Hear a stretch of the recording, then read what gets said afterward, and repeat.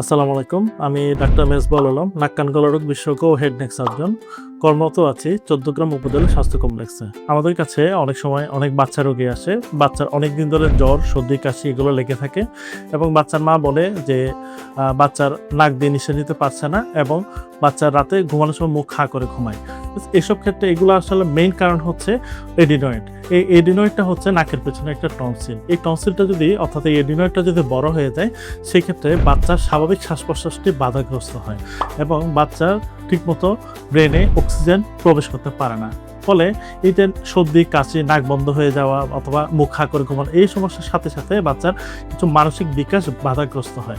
যেমন বাচ্চা ঠিকমতো পড়াশোনা করতে পারে না, অর্থাৎ পড়াশোনায় মনোযোগ চলে যায়, বাচ্চা পড়া মনে রাখতে পারে না, সেই সাথে বাচ্চার মেজাজ খিটখিটে হয়ে যায়। এই সমস্যাগুলো কিন্তু হতে পারে। যদি আপনার বাচ্চার এই সমস্যাগুলো দেখা দেয় অবশ্যই নিকটস্থ একজন নাক কান গলা রোগ বিশেষজ্ঞ ডাক্তারের পরামর্শ নেবেন।